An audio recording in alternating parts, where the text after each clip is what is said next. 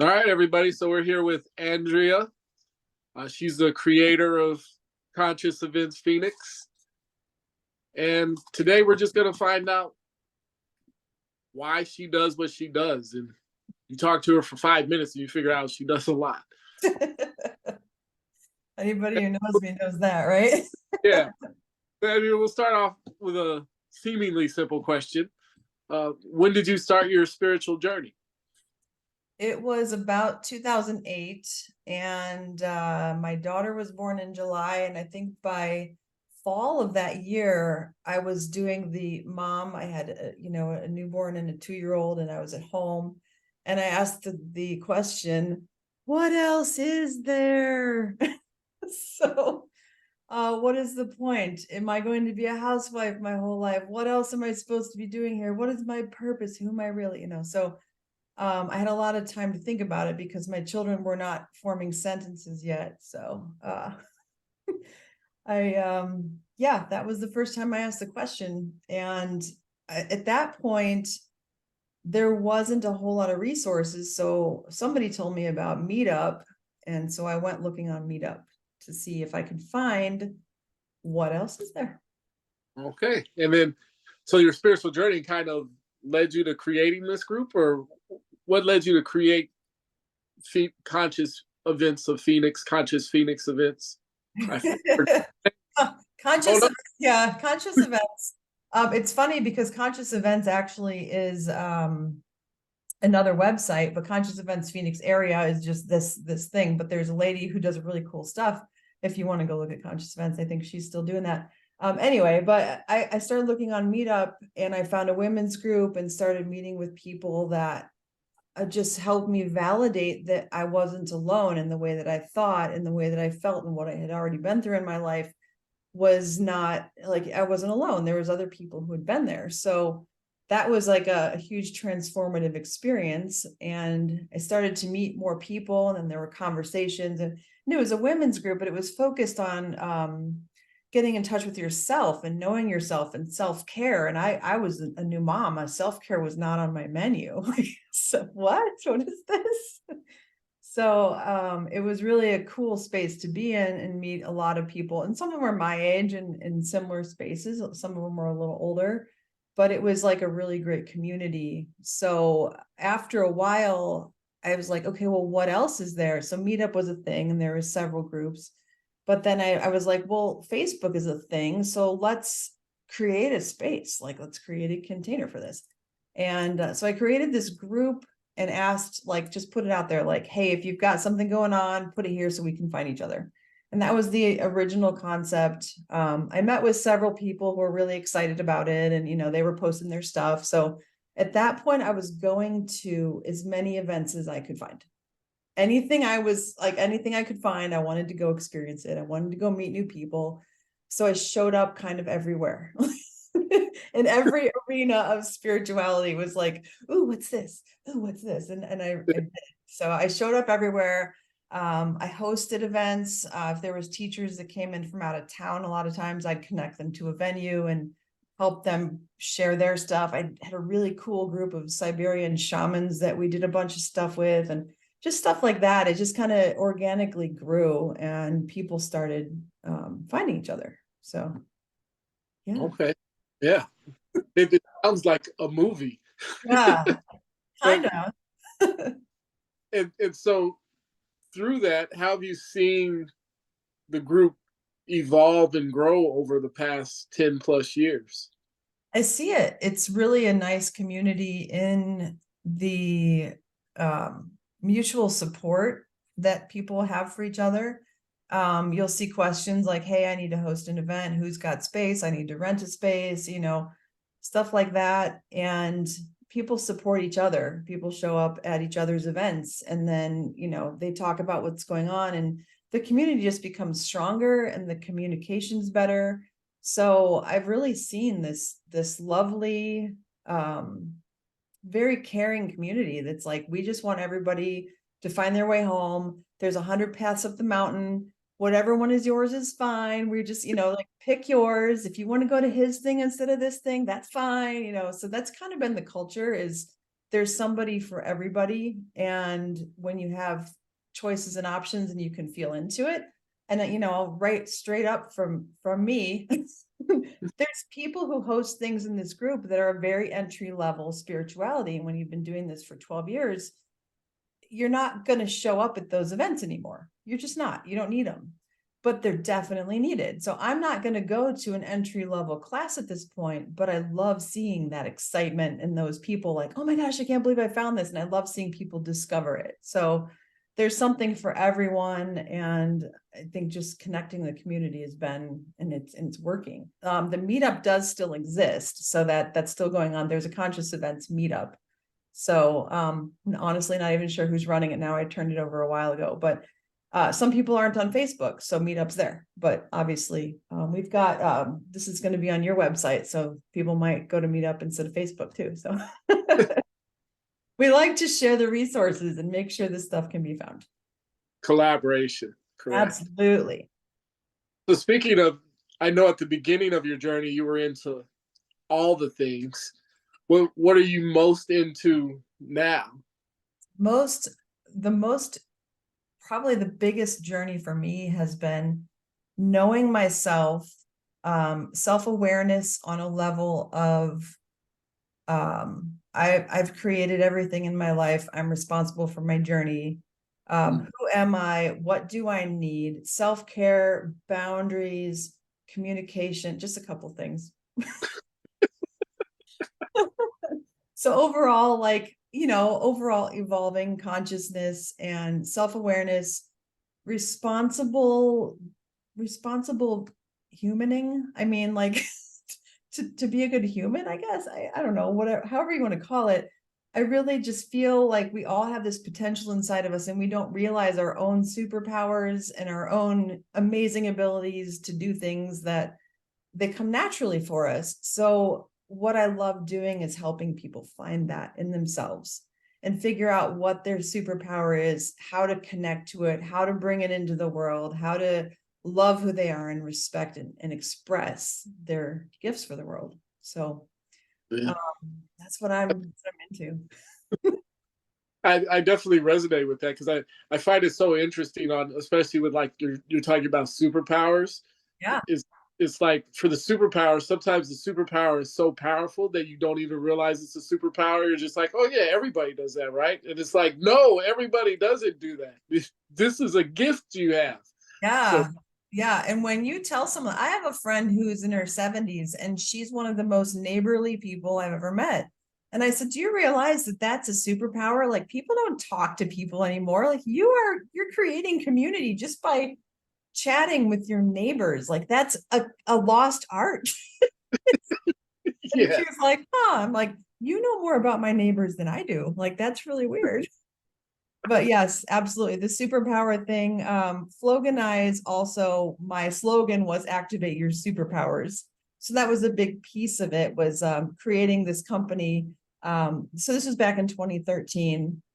And Floganize was about activate your superpowers, declutter your life, figure out how to create what you want. And when I created that, it became very intimate work because people are so connected and attached to their stuff and their belongings that they don't want to let go of it. And they have stories around why they need it. So I created this whole like business around it. And I worked with several people, and it's challenging work because their emotional attachment is so strong sometimes, and their story is so strong that they don't want to let go of their stuff. And they're protecting themselves or blocking themselves from moving forward subconsciously with their stuff. That's a fun topic. So it's like trying to pry something out of someone's hands. They're like, but I love this thing. Yeah.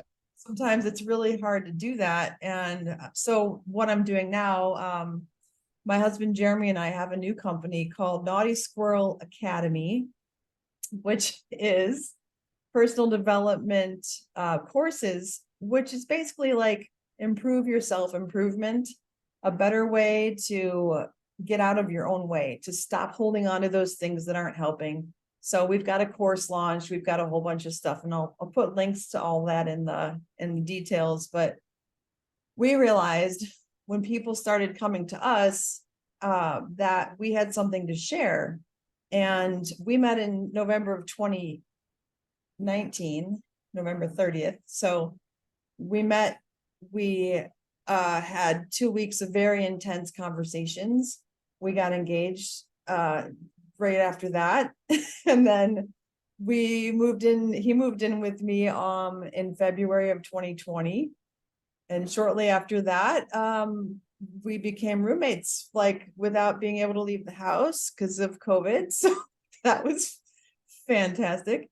And then we started a company then. So we've been doing work together, and basically our biggest focus is improving guest experience for companies and improving personal experience for people.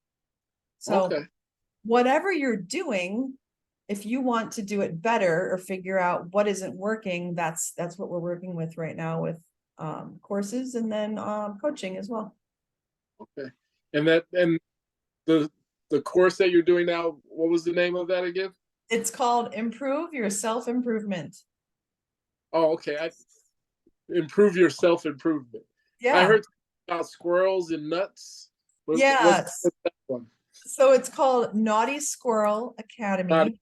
And the naughty squirrel is that every one of us has like an inner compass that wants to move forward, and then we have these distractions, like, so we're calling those the squirrels. So kind of like the devil and the angel on your shoulder.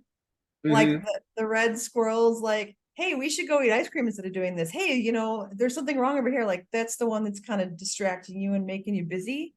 And then the other squirrel's like, I don't know, a nap seems good. I don't feel like doing anything, whatever. So you've got like the super active and the super lazy.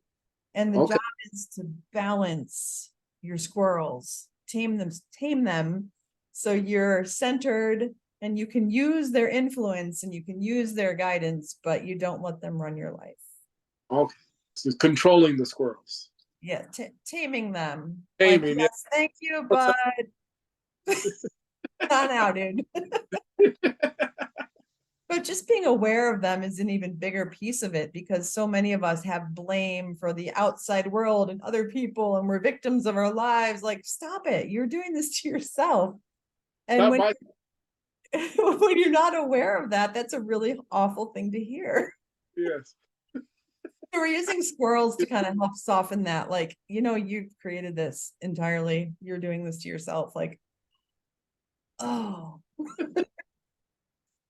Yeah, it was a big realization for me. So, I've been through it, and I know how much it sucks to go, wow, look what I did to me. I'm so cute. Nice. And so how can people find what you're doing now? I'll put all the notes in the description for this video, but naughtysquirrelacademy.com is our main page. Jeremy and I have a website. Junction 42 is our main company. We do, that's mostly for working with businesses and doing organization and kind of systems and processes and guest experience. So we do that kind of stuff. And then, yeah, those are the main two. Everything's kind of linked together. So I'll put all that in there, but I have AndreaNicoleKing.com. It all points back kind of the same space. We have Andrea and jeremieking.com. So I've been doing a lot of tech stuff for too many years. So I have a pretty solid, pretty solid web presence with all the stuff we're doing. That's one thing that's really helped me too, is I have that linear creative balance. So I kind of can play in both worlds. Like, I can do all this tech stuff, but then go off and meditate in space with trees. So yes. Yeah, which is power. We were talking about that the other day, how there's some people in the spiritual community that are just so connected that they can't, because it's zapped. So yeah. the gift that you're offering is this is the way to the shamans that aren't online, because they're doing the work, and it's like that's their work. Their superpower is leading people on those ayahuasca journeys or Yes. out here, and they don't have time to be online, period. Right. And they shouldn't need to, and it's not something they're interested in doing. So, that's also part of why we create these communities, is they can show up and then be found, and they don't have to be online much. They can create events where they're actually doing things in person. And I think it's fantastic. Yeah, that community building. It's like, oh yeah, I found you online. They're like, oh really? I'll Yeah. have to on Andrea for that, because she created the space for me. Yeah, it's been a wonderful journey, and I love seeing people thrive. I love seeing people have these aha moments and realize and awakenings and all these things there's so many ways to do it. And I mean, it's always a joy for me to see someone go, oh, I get it. And I'm like, yes.